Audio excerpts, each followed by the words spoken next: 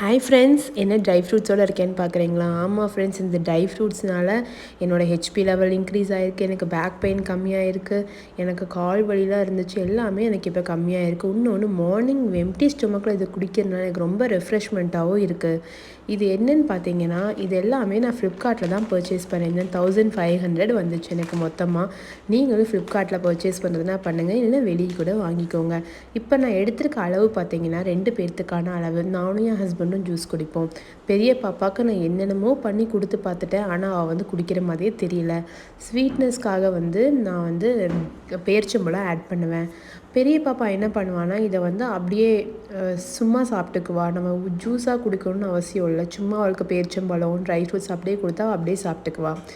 நான் second delivery ப்ரெக்னென்சியாக இருந்தப்போ எனக்கு ஹெச்பி கவுண்ட் ரொம்ப கம்மியாக இருந்துச்சு. அப்போ டாக்டர் என்ன சொல்லிட்டாங்கன்னா, நீங்கள் ஹெச்பி கவுண்ட் இன்க்ரீஸ் பண்ணல அப்படின்னா கண்டிப்பாக ப்ளட் இன்ஜெக்ஷன் போட்டு தான் ஆகணுங்கிற மாதிரி சொன்னாங்க.